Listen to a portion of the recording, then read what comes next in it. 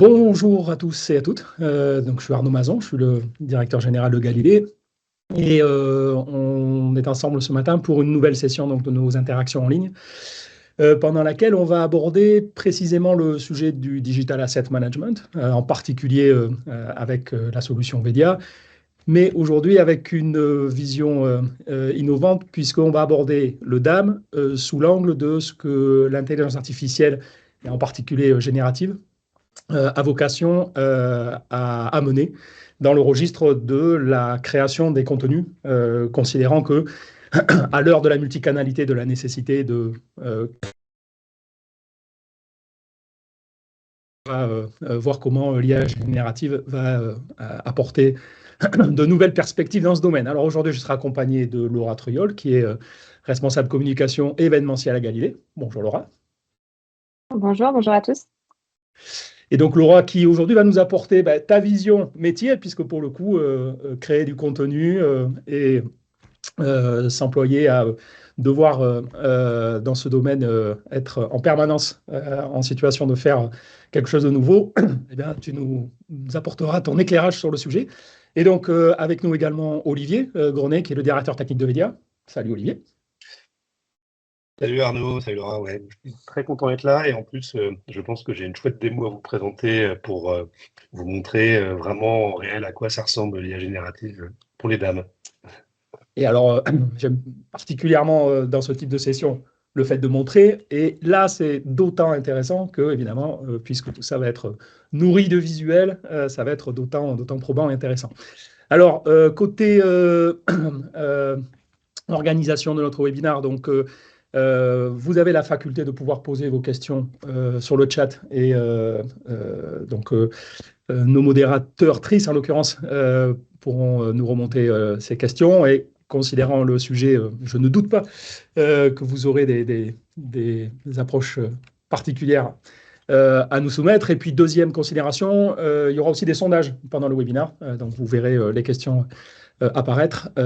Et voilà, répondez-y, ça nous permettra de pouvoir également alimenter la discussion. Alors, le sommaire que vous voyez, on va commencer par quelques éléments cadres autour de l'intelligence artificielle et de la façon dont c'est aujourd'hui un sujet particulièrement prisé.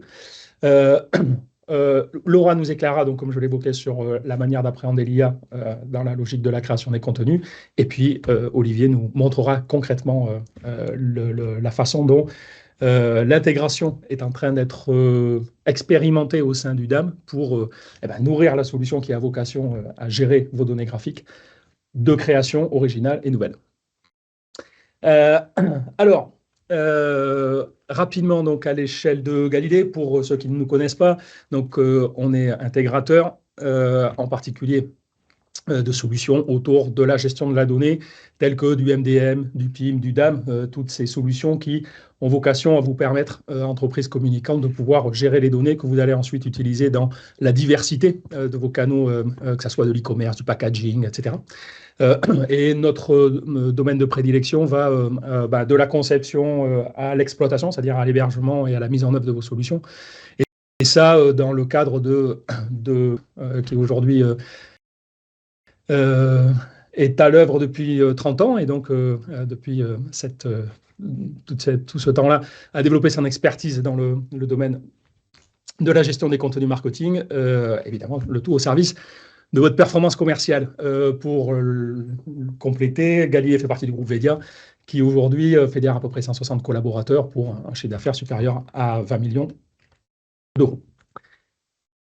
Très bien. Alors, on attaque directement sur ce que j'évoquais en termes de tendance concernant l'IA, avec ces premiers chiffres assez représentatifs du fait de leur importance, évidemment, pour signifier que l'IA est un sujet aujourd'hui qui est largement dans le quotidien d'une manière générale de l'entreprise.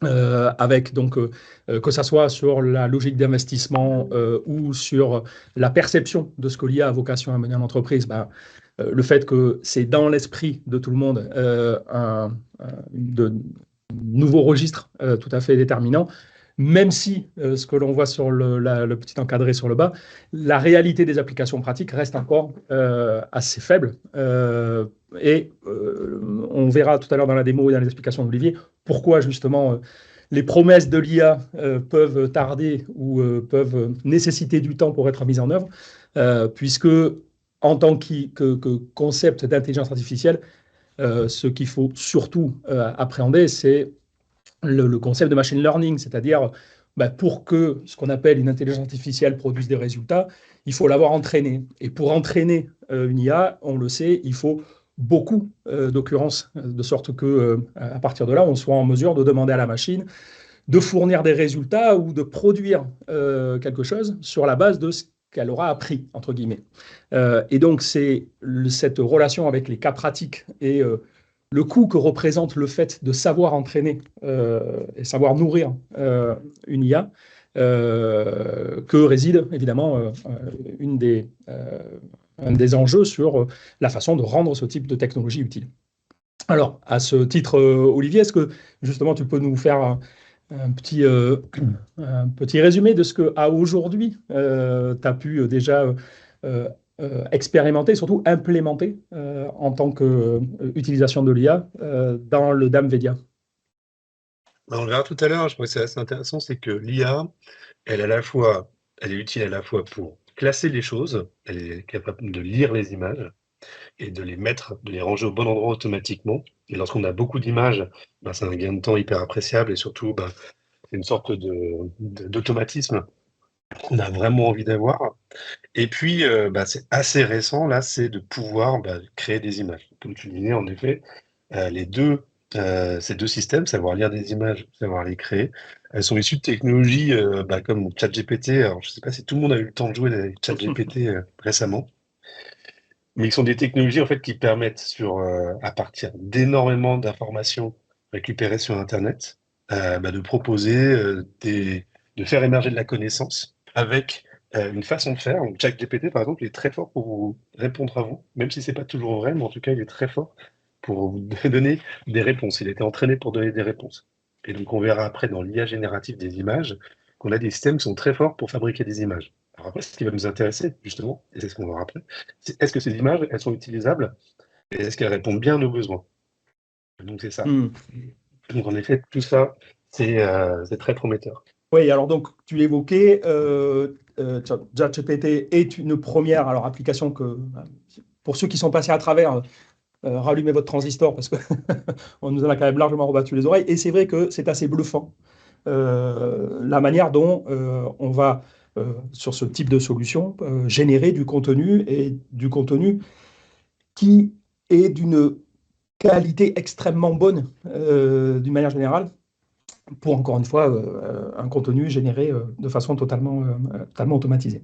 Alors là, on parle du contenu texte dans le cas de ChatGPT, et ce qui va nous intéresser aujourd'hui, c'est le fait de générer de nouveaux contenus, mais là, images, ce qui est encore un enjeu un peu différent.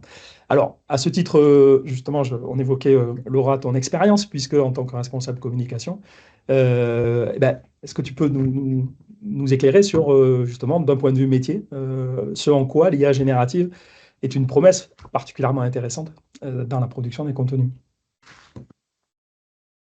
Oui, tout à fait. Alors, c'est vraiment une promesse intéressante pour nos métiers aujourd'hui, tout simplement parce que l'IA va nous permettre de créer du contenu qui n'existe pas encore. C'est un contenu qui va pouvoir être utilisé dans plusieurs cas, notamment pour briefer les équipes créatives, pour créer des mood boards, par exemple, qui peuvent inspirer des campagnes, pour produire efficacement des images pour les réseaux sociaux, mais aussi pour d'autres canaux, que ce soit du site e-commerce, du site web plus classique.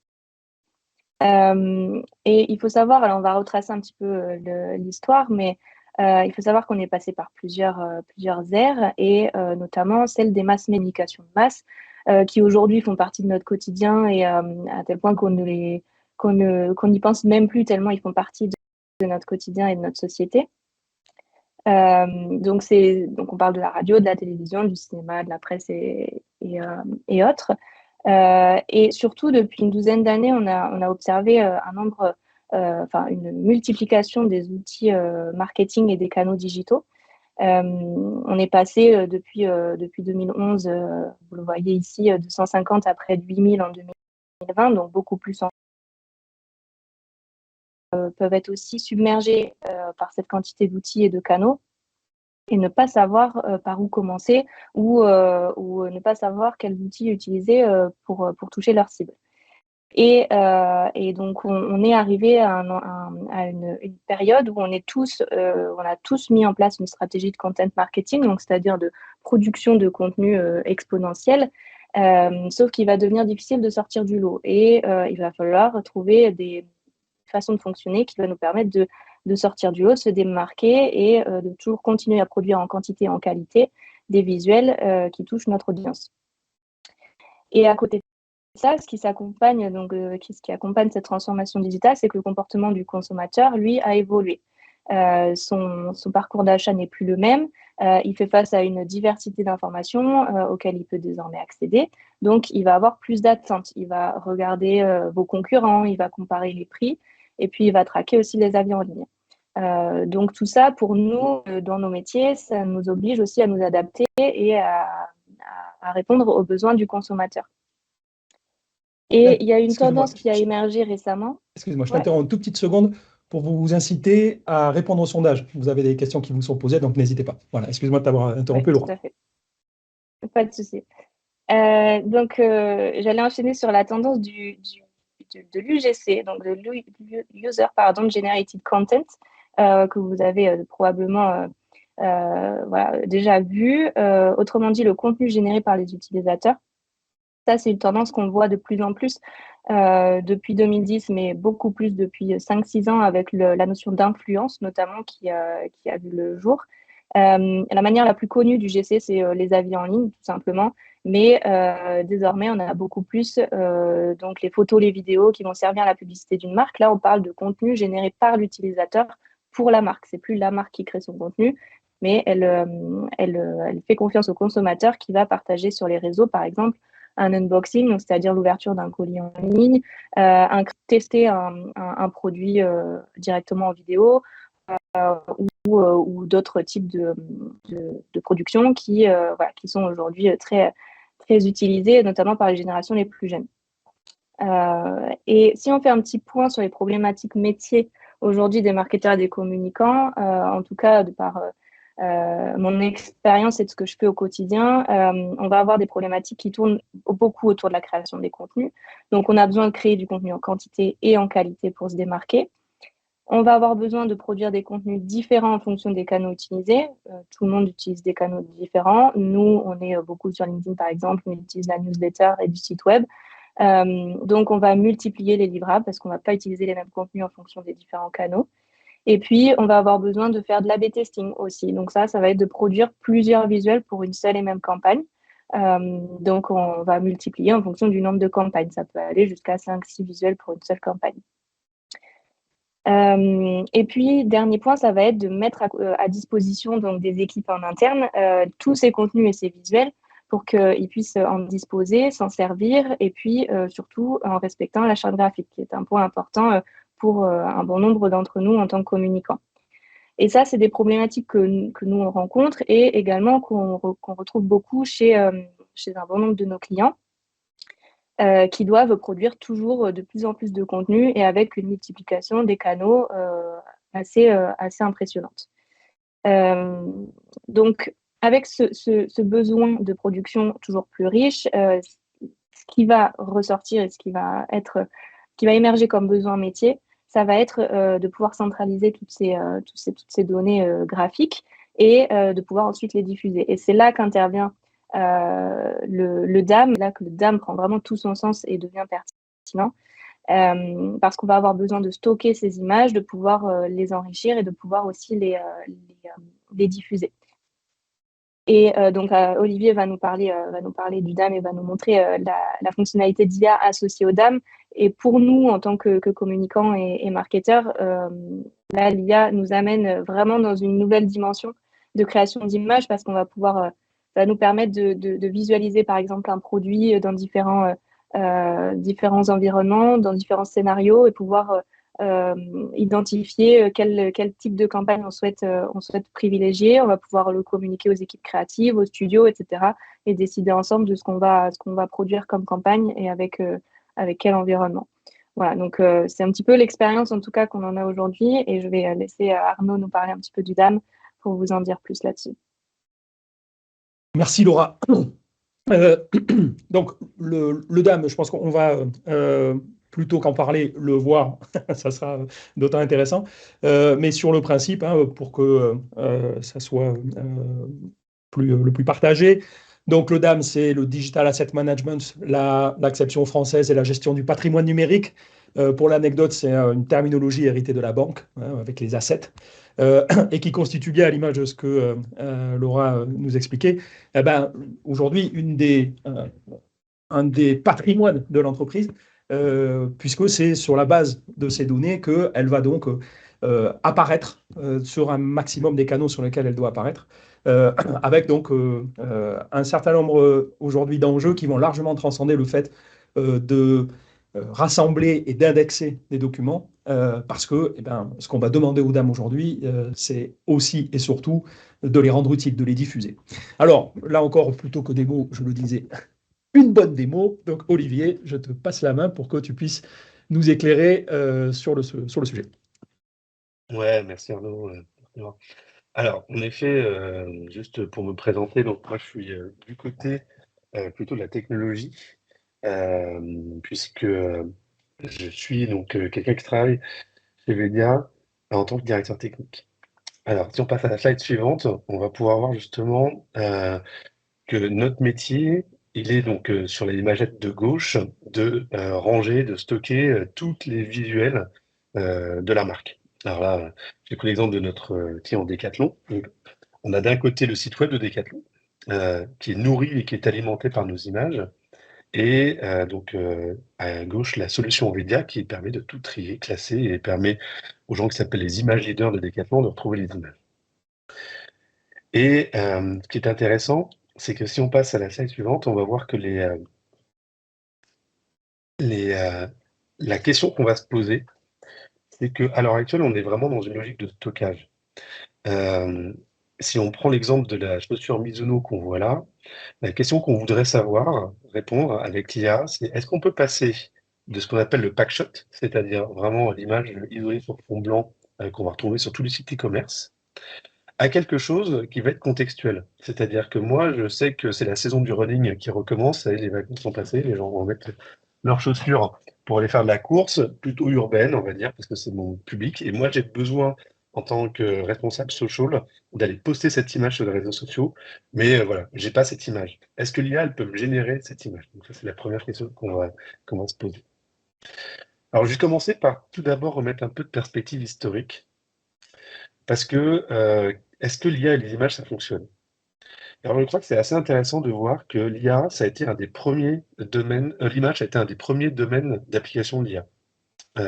L'IA, c'est tout de suite très bien appliqué à gérer les images. Alors, les gérer, ça veut dire souvent les décrire.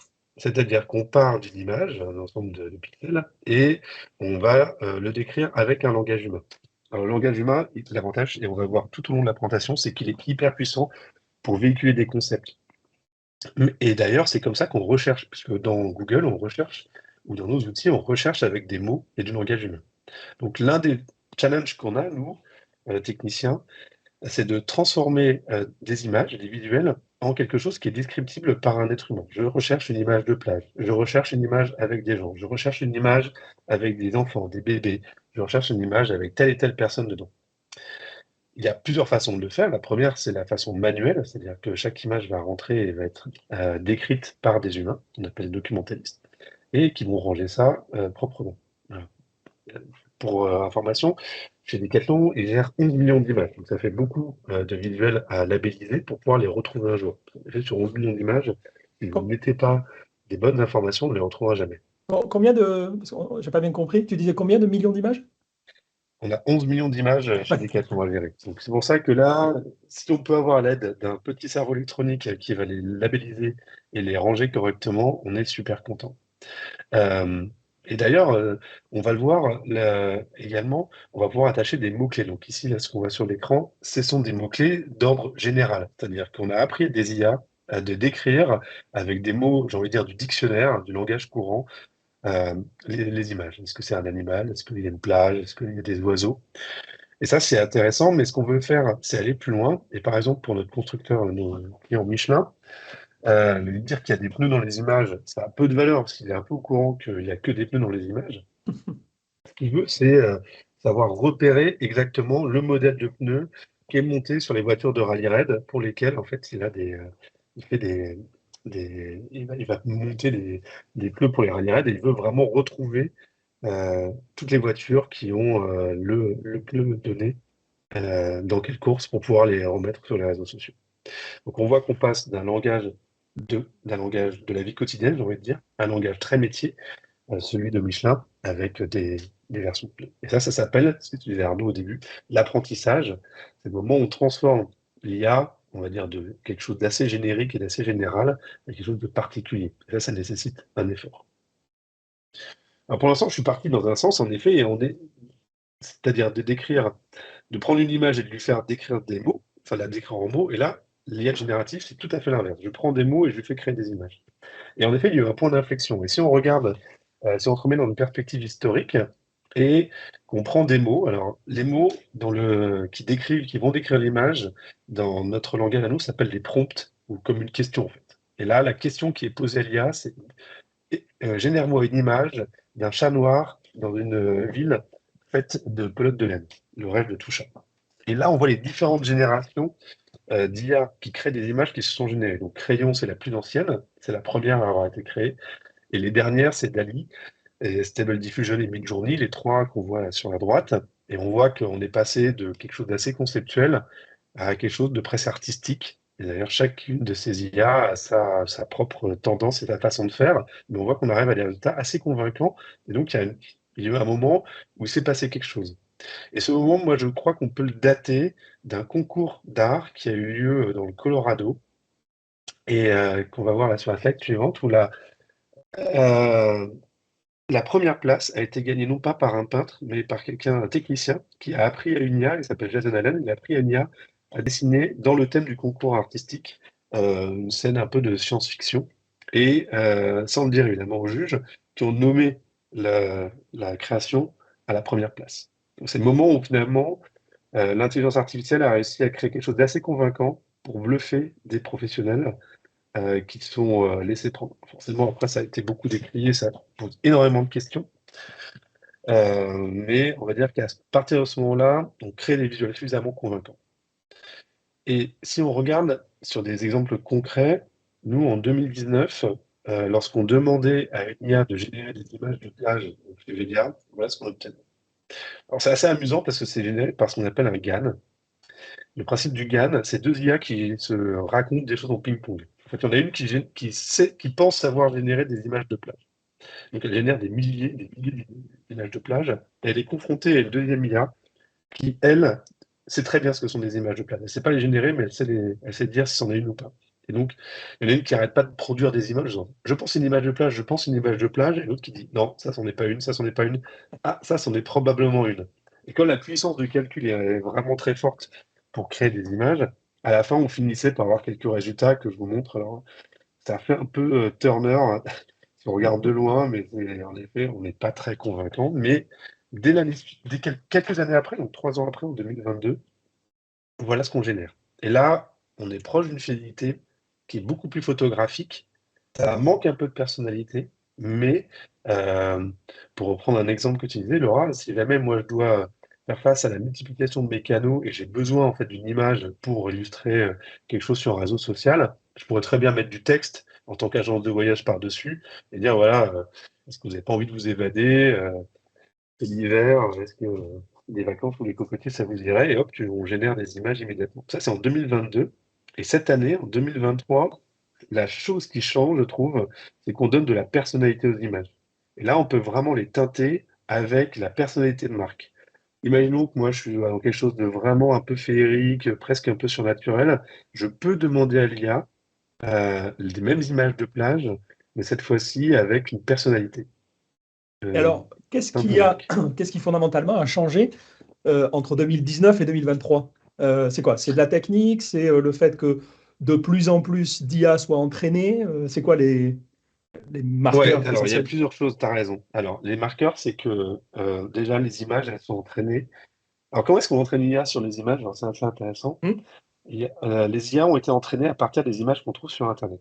Donc, il y a des moissonneurs d'images qui passent sur tous les sites web et qui permettent de récupérer des images donc de plage, par exemple, parce que souvent, dans les sites web, on décrit avec une balise qui s'appelle alt, la teneur de l'image en texte. D'accord. Et donc, ils ont récupéré des milliards et des milliards d'images. Donc, les premières versions étaient un peu naïves, en fait.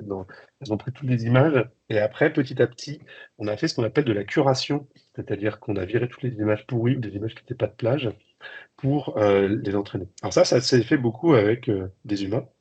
ChatGPT, par exemple, qui s'occupe que du texte, mais dont on parlait tout à l'heure, il est notoire qu'en fait, il a été entraîné grâce à des dizaines, des centaines de petites mains humaines au Kenya qui ont rectifié, on va dire, ce que produisait au début ChatGPT, qui n'était pas tout à fait exactement ce qu'on attendait, pour le recadrer avec les attentes et lui donner presque une personnalité.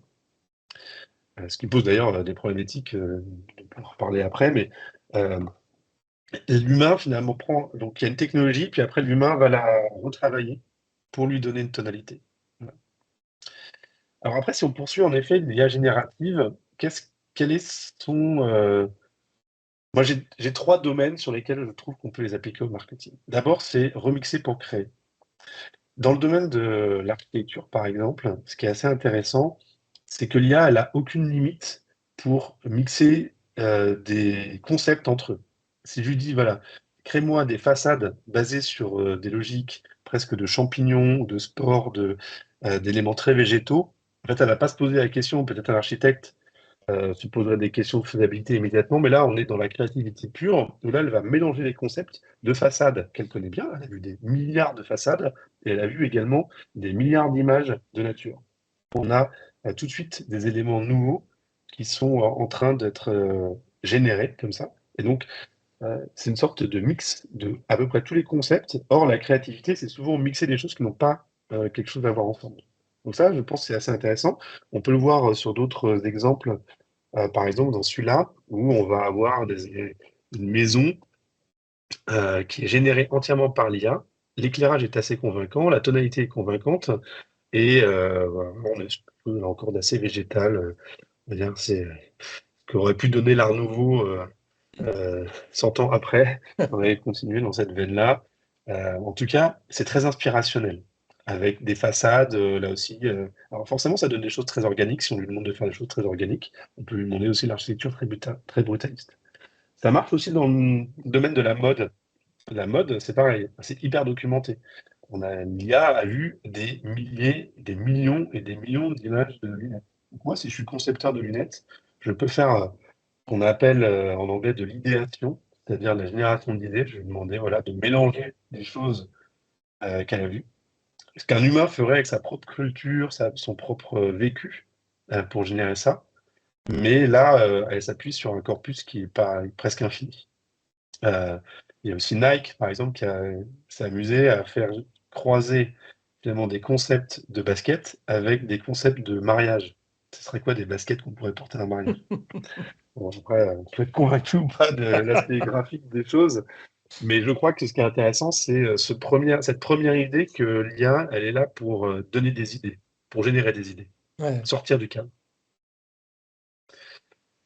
Là, c'est assez intéressant ce que l'on présente à l'écran.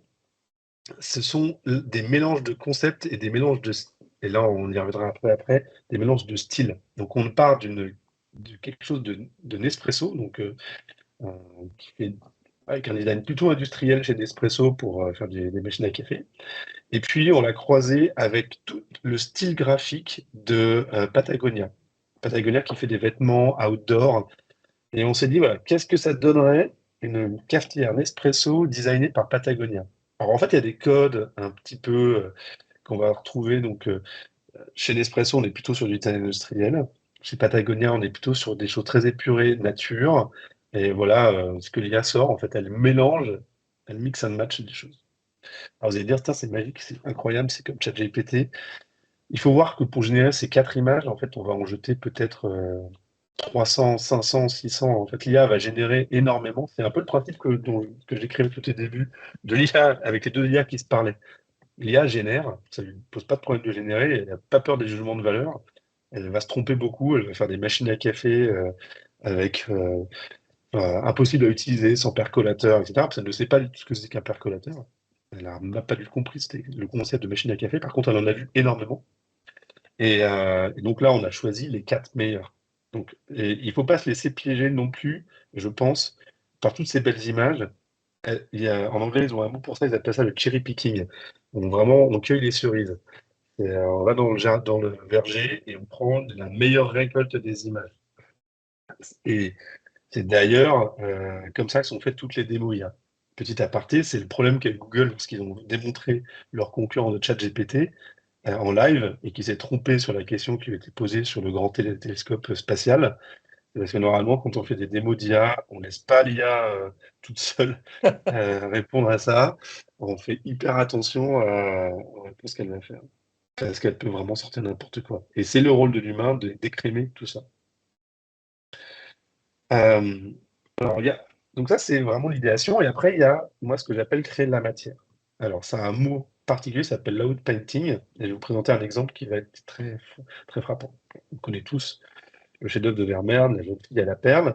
C'est un visage isolé sur un fond sombre. Mais en Vermeer, par contre, il fait partie d'une école des peintres flamands, hollandais, pardon, qui est très connue et donc qui est très documenté. Et l'IA a vu énormément ces tableaux. Là, je lui ai demandé de compléter ce qu'il y a autour du tableau, d'imaginer où vit la jeune fille à la perle. Et donc, on va voir qu'elle va créer un environnement en fait, basé sur plusieurs choses. Elle sait ce que c'est qu'un environnement de maison. Elle a des notions d'échelle. Elle sait que, par exemple, un vase, c'est à peu près cette taille-là par rapport à une tête de personne. Elle peut se tromper, hein, mais elle a des notions de perspective. En fait, elle ne sait pas vraiment ce que c'est que la perspective, mais elle a vu tellement d'éléments de perspective qu'elle est capable de le recréer. Et donc ça s'appelle en anglais loud painting. Je crée la matière autour de quelque chose qui est donné. Et ça, c'est très intéressant parce que nous, on a des produits, nous, marketeurs, des visuels produits. Et quand je reprends mon exemple de basket, je veux souvent les inscrire dans un contexte. Ça, en effet, c'est convaincant. On a la bonne tonalité. Là encore, elle a vu absolument tous les tableaux des contemporains de Vermeer et tous les tableaux de Vermeer également. Donc, elle va réussir à retrouver cette teinte particulière et cette lumière. Non, c'est pas un chef-d'œuvre, hein, mais voilà, je trouve que ça illustre bien l'out painting. Là, par rapport à ce que tu évoquais tout à l'heure sur la manière, à partir d'un packshot, de pouvoir générer des déclinaisons de ce produit en situation X ou Y, là, c'est quand même assez génial pour le coup. Ouais. Là encore, hein, c'est un gros travail. Elle ne génère pas comme ça toute la photo qu'on a vue. Hein. Elle le génère par petits morceaux, c'est contrôlé par des humains, etc. Pas non plus se laisser piéger par le côté hyper bluffant des démonstrations. Il y a encore il y a beaucoup d'interventions de l'humain et je pense que c'est justement quelque chose il va y avoir une nouvelle génération de gens qui vont parler avec des IA, en fait, finalement, travailler avec des IA. Je suis persuadé. Troisième façon de travailler qui va nous intéresser, nous, marketeurs, c'est la copie de style. En anglais, ça s'appelle du style transfer. Alors, je vais reprendre mon exemple de la jeune fille à la perle, et on va voir que je lui ai fait apprendre le style suffisamment bien pour générer l'outre dans le style de Vermeer. Ça sert strictement à rien, mais c'est marrant. Parce qu'elle sait très bien ce que c'est qu'une loutre, et elle sait très bien quelles sont les caractéristiques du style de Vermeer. Donc, on va retrouver la loutre à la perle. Alors ça, pour l'instant, ça ne sert qu'en effet si on se projette dans des contextes de marque. Là, j'ai un autre exemple qui est peut-être plus concret. Pendant très longtemps, en fait, Louis Vuitton travaillait avec un style photographique très particulier, presque sévère en termes de teintes, avec des teintes très sombres et très, très neutres. Et donc, on a appris à une IA à créer des visuels en style de Louis Vuitton. Et donc, on génère en fait ce genre d'image.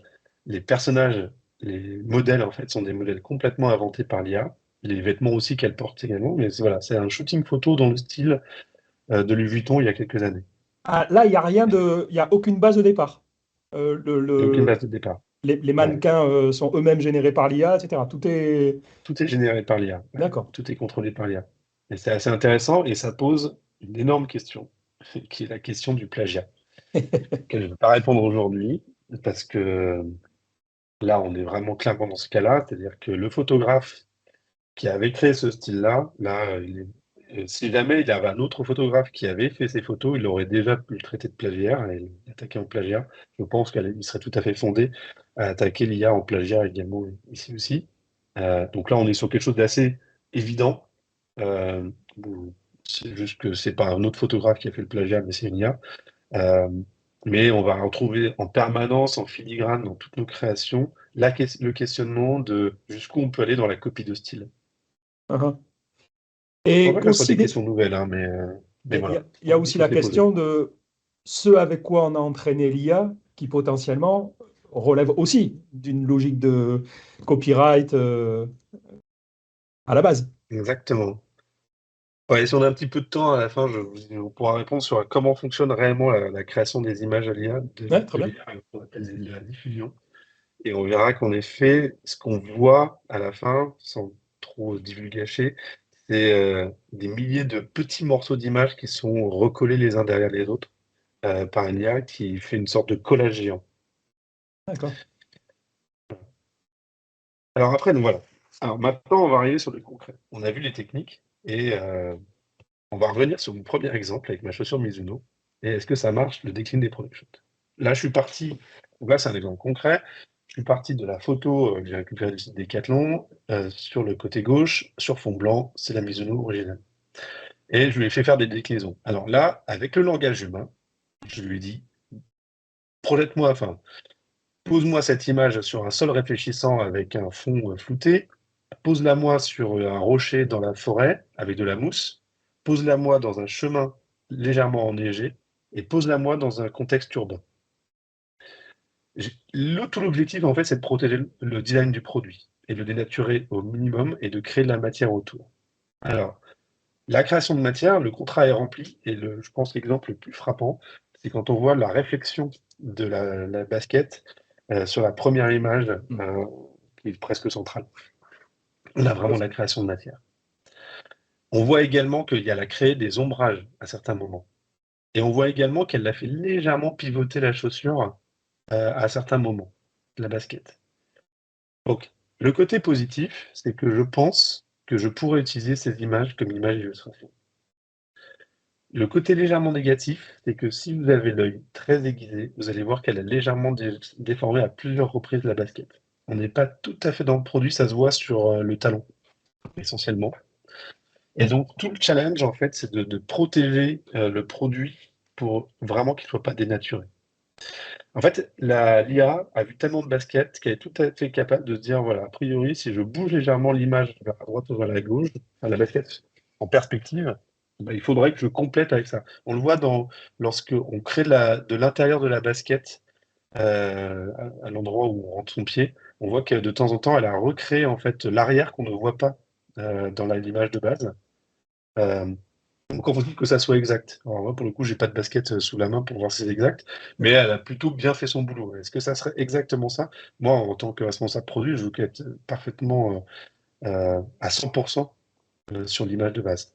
Donc, tout notre challenge, à nous, qui travaillons avec cette technologie, c'est de valider, de vérifier qu'on ne dénature pas le produit et qu'on s'attache bien à faire le produit. Et plus le produit aura été vu par l'IA, plus elle saura mieux le faire, mieux elle saura le faire, et mieux elle saura le protéger.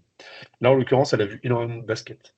Si on a un produit qui est complètement on va dire, original, quelque chose qui est très peu vu, il pourrait y avoir des problèmes parce que là, elle aura du mal à se rendre compte de ce que c'est que ce produit finalement. Et alors, pour qu'on ait des idées, c'est quoi une quantité d'images requise pour que, dans un cas comme cette basket-là, l'IA génère des résultats aussi probants que possible? Alors, c'est difficile de répondre parce que si tu veux, là, elle ne sait pas tellement ce que c'est que la basket Mizuno, elle sait avant tout ce que c'est qu'une basket. Ouais. Elle a tout à fait repéré qu'on était en train de faire dessiner une basket. Prends l'exemple dans d'autres produits chez Decathlon. Si on prenait par exemple un rameur d'appartement, il y a beaucoup moins de photos dans ce qu'on appelle le corpus d'apprentissage de rameur d'appartement que de basket. Là, elle va avoir des difficultés à projeter le rameur d'appartement. Elle en a vu beaucoup moins, elle peut faire des erreurs. Elle peut confondre des rameurs d'appartement avec d'autres objets qui pourraient ressembler à des rameurs d'appartement. Et des fois, du coup, c'est pour ça qu'on a des aberrations. Donc, tous les produits qui sont, on va dire, un peu, dont le concept même est peu connu, va leur poser des problèmes. Mais là, tu vois, je suis sur vraiment ce que je présentais au début, c'est de l'outpainting. C'est le principe de la jeune fille à la perle où je complémente autour. Mhm. Si on va dans la slide suivante, je vais faire un autre exercice. C'est là, je vais entraîner une IA à créer des product shots. Donc le principe, la différence, c'est la suivante. C'est que dans le cas de la basket, je n'ai pas... je lui ai montré que cette unique image et je lui ai dit complète-la moi. Elle a à peu près vu que c'était une basket, donc elle a pu de temps en temps la faire pivoter. Là, pour notre client Renault Trucks, on a pris un exemple, je lui ai envoyé une cinquantaine d'images d'un modèle qui, de mémoire, s'appelle le TI, un modèle de tracteur là qu'on voit. C'est l'original, une très belle photo qu'on a, qui sont faites par des photographes et des graphistes chez Renault Trucks, pour l'agence de Renault Trucks. Et donc là, j'ai vraiment voulu lui apprendre à redessiner dans plein de situations, à comprendre ce que c'était que ce camion-là. Et je lui ai demandé de dire, voilà, maintenant tu me reprojettes ce camion-là dans une route de campagne avec à l'automne, euh, dans des environnements un peu futuristes avec des néons, presque néo-Tokyo, et dans un environnement apocalyptique, pour aller vraiment pour pousser le curseur. Et là, vraiment, ce que je souhaitais, c'est que contrairement à la basket, il y ait une totale liberté d'interprétation d'angle de vue et de positionnement du camion. Donc là, on est vraiment dans ce que tu décris, c'est de l'apprentissage. Je vais Mhm. montrer beaucoup d'images, alors beaucoup, moins de 100, d'images de ce camion-là, Moins de 100, tu dis? sous tous ses angles.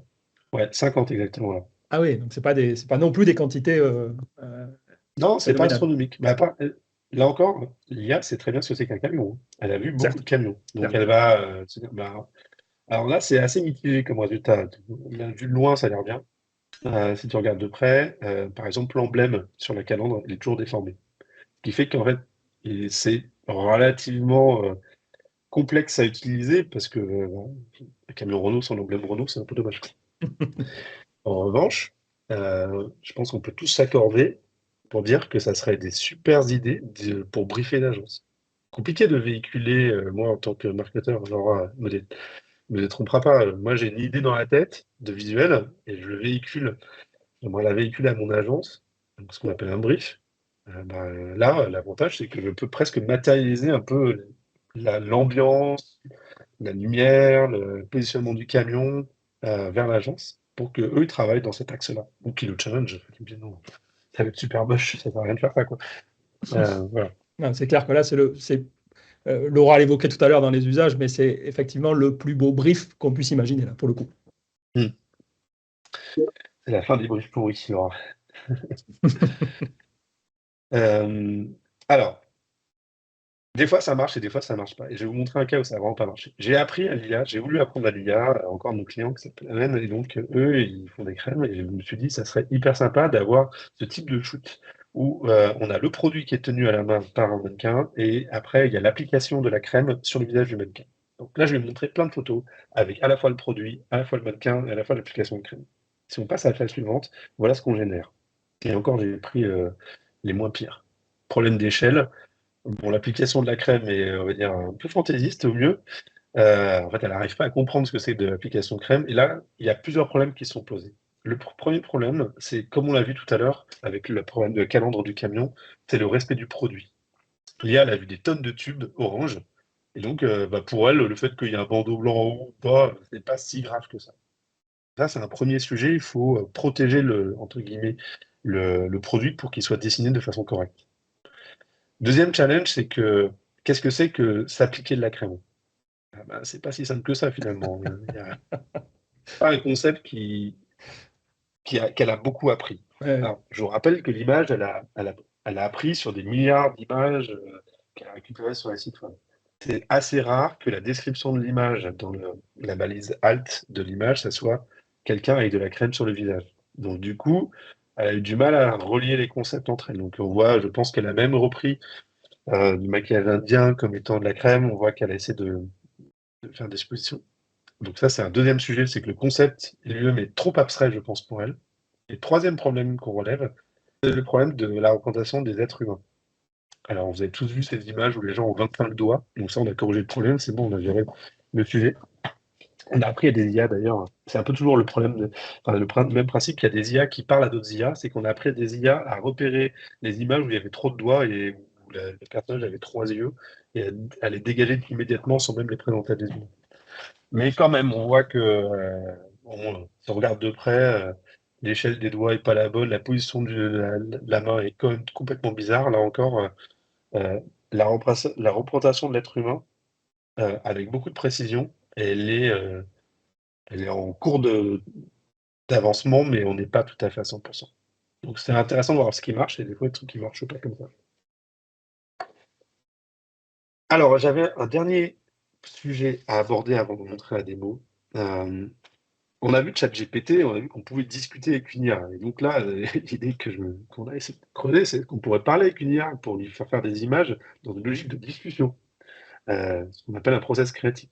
Donc, par exemple, est-ce que je pourrais reprendre ma Mizuno là et lui dire, tiens, tu vas me la dessiner, mais transforme-la en or. Voilà. Là, j'ai besoin d'illustrer ça. Donc là, ça fonctionne. Alors encore, je vous rappelle que il n'y a pas de meilleur vecteur pour transmettre des idées que le langage humain. Et là, on est vraiment sur ce même langage. Le deuxième exemple que j'ai pris un skieur encore du site de Decathlon. Je lui dis, voilà, remplace la neige par une vague. L'IA, là encore, c'est ce que c'est qu'un skieur. Elle sait ce que c'est que de la neige. Et elle sait ce que c'est qu'une vague. Donc elle va mélanger les images et elle va aussi interpréter mon texte. Remplacer, c'est pas la même chose que redessiner, par exemple. Voilà. Donc ça, c'est assez intéressant de voir qu'on peut avoir des résultats. On pourra avoir ce résultat, j'en ai généré peut-être une trentaine, une quarantaine, mais bon, au final, c'est pas tant que ça pour avoir une image qui, là encore, pourrait servir de brief. Je voulais faire quelque chose un peu étonnant en mélangeant deux sports. Et ce qui est intéressant, c'est le respect des proportions aussi. C'est-à-dire que Ouais. j'imagine qu'après, il y a une diversité de résultats qui ont été produits, mais le respect des proportions est intéressant. Ouais. Alors, si vous voulez bien, on va passer à une petite démonstration donc, du logiciel Vedia, du DAM Vedia. Et on va commencer par montrer finalement la première approche que je vous décrivais. C'est-à-dire que l'IA est très forte pour décrire des images. Donc par exemple ici, je recherche des images de montagne et on voit tout en bas une petite ligne qui apparaît. Et en fait, c'est l'IA qui a déterminé qu'il y avait des arbres souvent dans les images associées aux montagnes. Donc elle me propose en fait de raffiner ma recherche. Donc ça, c'est un vrai bénéfice de l'IA. Non pas générative, mais descriptive. C'était vraiment tout au début de mon propos. Ou alors, elle va chercher les gens avec les images avec des visages. Donc, ça, c'est une recherche typique de quelqu'un qui veut communiquer. Et on peut même des images avec une certaine classe d'âge, donc là, sur des photos de voyage avec des enfants. Voilà. Donc là, on est sur le premier, on va dire l'ancêtre de la l'IA générative, c'est l'IA descriptive. Maintenant, moi, je vais me placer dans la peau de quelqu'un qui a besoin de trouver un communicant qui fait des cartes de cocktail pour un hôtel, et j'ai besoin de trouver des images de cocktail. Ça, c'est ce que j'ai vraiment en stock, des images de cocktail. J'ai raffiné ma recherche, j'ai des images de cocktail Morito. C'est des vraies photos qui ont été produites par des agences, mais il n'y a pas ce que je veux. Il n'y a pas exactement ce que je veux. Du coup, ici, ce qu'on a rajouté, nous, c'est la capacité de demander à l'IA de générer des images basées sur ma requête. Ma requête, c'est de trouver des images d'un cocktail Morito. Et donc voilà, elle me génère des nouvelles images de cocktail Morito qui sont assez convaincantes. Voilà, donc je vais pouvoir me dire, ah, tiens, c'est pas mal. Plutôt que le shooting photo qui a été réalisé et que j'avais en stock, je vais pouvoir trouver des images de cocktail Morito. Alors, l'interaction, un peu la logique de chat, je vais pouvoir améliorer ma requête. Maintenant, moi, je voudrais des choses sur un cocktail Morito, sur une plage, avec un fond flouté, un peu comme tu as, Arnaud, quand on te voyait tout à l'heure avec un fond flouté.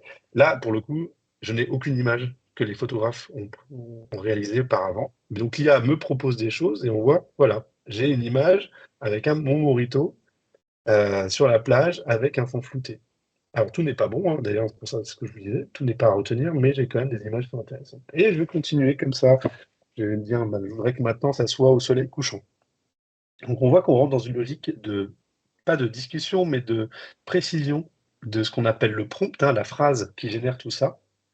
Et des fois, l'avantage aussi de l'IA, c'est qu'on n'est pas limité par le nombre d'images qu'on génère. Là, genre, je les génère par lot, mais je peux demander des lots supplémentaires. Ah non, ça ne me convient toujours pas.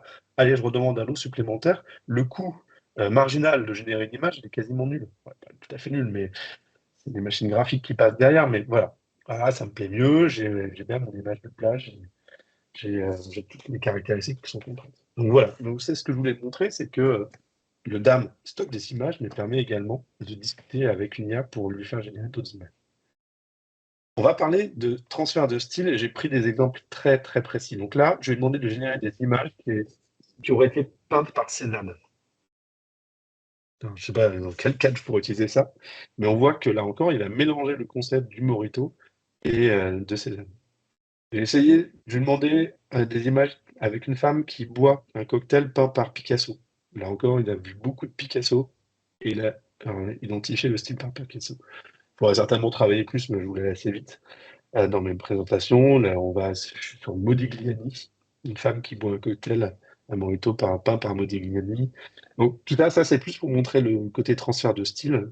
Euh, et à la fin, je voulais terminer sur l'importance de la précision de ce qu'on demande. Voici un joli chat, 3 mots, a nice cat. Et voici un très long prompt à la manière de Pixar, avec des grands yeux, etc. Et vous voyez tout de suite, j'ai des images très différentes. Ce que je voulais dire par là, c'est que ça va devenir intéressant de savoir discuter avec l'IA. Et qu'il y a même, on parlait d'une nouvelle génération de marketeurs et d'emplois.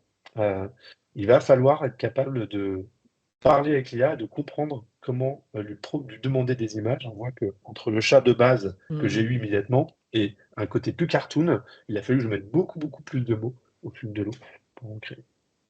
Donc, en fait, c'est dans la manière d'interroger l'IA qu'on doit loger la créativité qui, derrière, va lui permettre de nous donner des résultats aussi proches que possible de ceux que l'on recherchait finalement. Exactement. Alors, pour conclure, moi, j'avais plusieurs choses, à mon avis, sur lesquelles il faut conclure. Si on passe à la slide suivante. Alors, et encore la suivante, on va. Quand est-ce que ça arrive? Et qu'est-ce que ça veut dire? Tout d'abord, vous avez un QR code. Je vous invite à prendre votre téléphone ou à taper https://vedia.ai pour aller faire vos expérimentations vous-même. Vous aurez à peu près la même interface que ce que je viens de vous démontrer. Vous allez pouvoir jouer avec. Pendant que vous faites ça, moi j'ai 3 sujets sur lesquels je vous invite à réfléchir. Déjà, que l'IA générative, c'est à tester dès maintenant. C'est ce que vous allez faire avec Vedia.ai. Posez-lui générer des images et faites-vous une opinion. Il faut le tester. Il faut que vous vous appropriez ce nouveau domaine et c'est facile à tester, c'est plutôt ludique et vous allez avoir des résultats et vous pourrez vous faire une opinion de jusqu'où ça peut aller et à quel point ça peut vous être utile. Je pense que l'IA générative est déjà prête pour briefer et créer des mood boards. C'est ce qu'on évoquait tout à l'heure. C'est-à-dire que c'est la fin du brief pourri. Je vais pouvoir véhiculer mes idées de façon visuelle sans être quelqu'un qui a des talents visuels, de création visuelle, auprès justement de créatifs. Et je pense qu'on va faciliter la communication entre les créatifs et les gens qui ont besoin de créer des créatifs. Donc ça, c'est quelque chose d'assez positif. Et pour toutes les personnes qui font du e-commerce, Laura disait, on va passer d'une logique de faire un visuel pour tout le monde à un visuel de plus en plus personnalisé. Donc, posez-vous la question d'ores et déjà de comment vous allez l'intégrer dans le parcours. À quel moment vous allez peut-être générer des images qui vont pouvoir résonner avec vos personas, des gens qui vont sur le site, pour leur proposer des images qui répondent à leurs enjeux. Si vous savez que les personnes sont des runners plutôt trailers, proposez-leur des images de la chaussure Mizuno dans les bois, en situation justement de la pratique de leur sport. Si vous savez par la data que vous avez récupérée sur eux, que ce sont plutôt des runners urbains, de par leur localisation ou leur pratique, proposez-leur des images où la chaussure est présentée dans un environnement urbain, c'est certain que vous allez avoir une mise au panier supérieure. Voilà. Je laisse peut-être conclure Arnaud cette Euh, vision. oui, conclure difficilement mieux que tester, parce que c'est vrai que ça a ce côté assez ludique et de ce point de vue-là, très intéressant pour s'exercer. Et ensuite, pour tout ce qui concerne les interrogations que vous puissiez avoir sur la manière de mettre en œuvre ce type de solution, je vous renvoie aux documents là, que vous avez à l'écran et que vous trouvez sur notre site et qui vous permettent de vous inspirer sur la façon d'organiser vos projets ou vos futurs projets d'intégration sur les domaines évoqués ici. Ce que je vous propose, c'est qu'on passe aux questions, parce qu'il y a un certain nombre de questions, par ailleurs intéressantes, qui sont posées par euh, ceux qui nous accompagnent aujourd'hui. Euh, alors, il y en avait une première que je voyais, une des premières qui a été posée, c'est concernant l'exemple Décathlon. La question était de savoir si c'était le DAM qui alimentait le site Décathlon. Ouais. Alors, c'est pas du génératif, hein, c'est vraiment le Dame stocke les 11 millions d'images de Decathlon. Donc, les images qui s'affichent sur le site Decathlon proviennent directement du DAM. On ne les duplique pas dans le logiciel e-commerce. Ce qui a beaucoup de vertus. L'avantage, c'est que forcément, on évite un double stockage. Et puis surtout, si jamais il y a besoin de changer une image, on va plutôt le faire dans l'endroit central du DAB. Et donc, on va pouvoir comme ça aller immédiatement répercuter sur le site web. Et puis, le dernier avantage, c'est que les gens qui gèrent l'imagerie chez Decathlon s'appellent les image leaders. Et donc, comme ça, ils peuvent consulter les stats de consultation sur le site web directement dans leur outil de gestion d'image. Et ils peuvent déterminer par pays ou par segment ou par type de produits, quelles sont les images qui sont les plus vues et donc orienter la production d'images. Quand on produit autant d'images, il faut savoir quelles sont les bonnes images à créer. Et je crois même me souvenir que tu avais expliqué que par ce biais-là, ils affinaient leur réflexion sur quel était le nombre optimal d'images dans le parcours d'achat. Il y avait quelque chose comme ça. Ouais, tout à fait. Ouais. Bah oui, parce qu'en fait, on surproduit beaucoup d'images. Ça en a fait, d'ailleurs, si on veut aller sur Terre là, c'est un problème écologique, hein. C'est qu'on stocke beaucoup trop d'images par rapport à les produits, on a tendance à surshooter. Donc, l'avantage d'alimenter un DAM directement, un site e-commerce à partir du DAM, bah, c'est que du coup, on a les informations sur les images qui ne sont quasiment jamais vues. Ouais, bien sûr. Alors, il y a pas mal de questions sur la relation entre la nature des images produites et les droits d'auteur. Ouais, Euh, alors là, c'est très intéressant. Et là, justement, je m'étais dit que je ferais sur le copyright. Alors, comment ça fonctionne? Euh, En fait, la génération d'images, elle fonctionne par une logique de diffuseur. C'est-à-dire imaginez que l'image, d'abord, c'est des milliers de petits points aléatoires, noir et blanc. Lorsque je demande à créer un chat dans une ville pleine de pelotes de laine, en fait, la première image qui est générée, c'est une répartition complètement aléatoire de points noirs et blancs. Et après, par un mécanisme que je ne vais pas expliquer là, on va récupérer des milliers de petits morceaux d'images de chats et des milliers de petits morceaux d'images de pelotes de laine, et on va les composer ensemble pour que ça fasse un ensemble cohérent. Donc à un moment donné, oui, il y a des petits morceaux d'images réels, créés par des gens, photographiés par des gens, donc avec des droits d'auteur éventuellement attachés, qui composent notre image. À l'heure actuelle, on n'a pas de jurisprudence très claire sur le sujet. Ce que tout le monde pense s'accorde à dire, c'est que on ne peut pas reconnaître l'image originale dans l'image finale. Donc, de ce point de vue-là, il semblerait que ça soit plutôt immunisé contre un copyright, un transfert de copyright. Il va se poser la question, c'est plus la question du plagiat, comme je le disais tout à l'heure.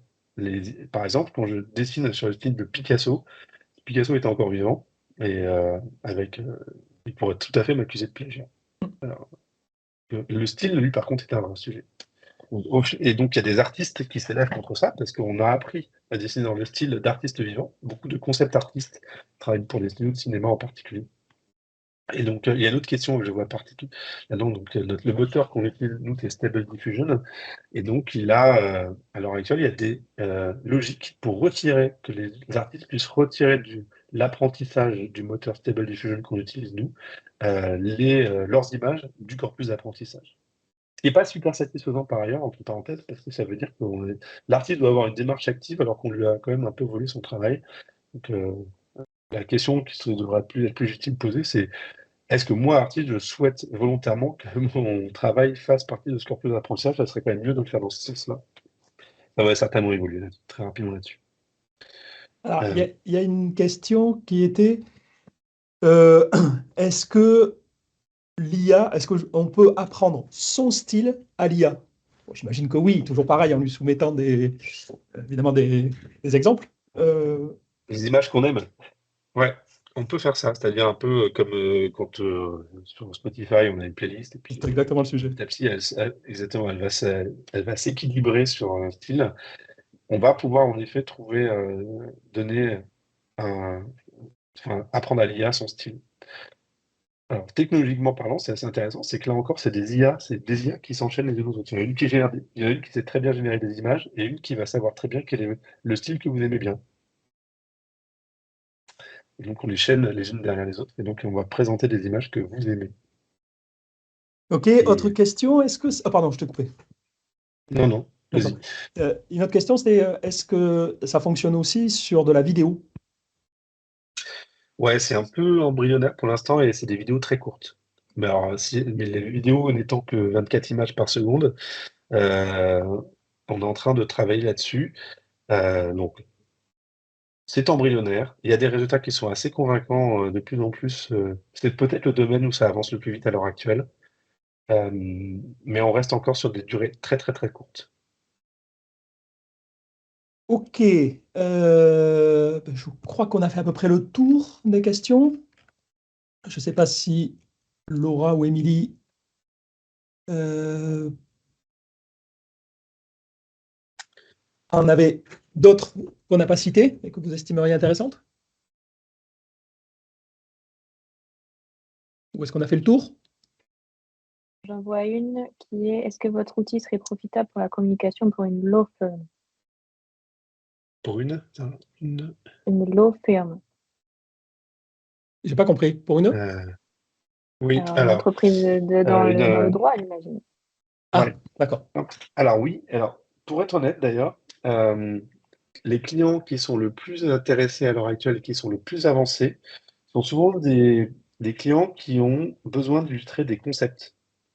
Très compliqué d'utiliser des concepts. Je vais prendre un exemple, par exemple l'énergie propre. Très compliqué. Il faut vraiment avoir une créativité pour illustrer ce concept. Illustrer des baskets, c'est facile, il y a des baskets, mais illustrer un concept, c'est plus compliqué. Donc, dans tout ce qui est cabinet juridique, là, qui est la question qu'on pose, je pense que c'est un bel avenir, parce que oui, il faut illustrer le concept certainement, de la persévérance, de la connaissance du droit. Enfin, il y a certainement plein de concepts que je connais pas assez bien. Et on va en effet avoir, je pense, beaucoup de bons résultats avec des images conceptuelles.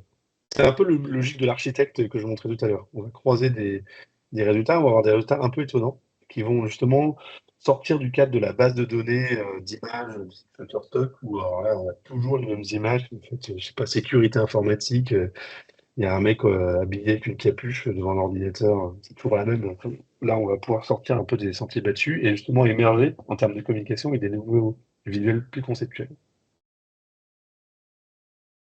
Alors, on a d'autres questions qui arrivent. Ouais.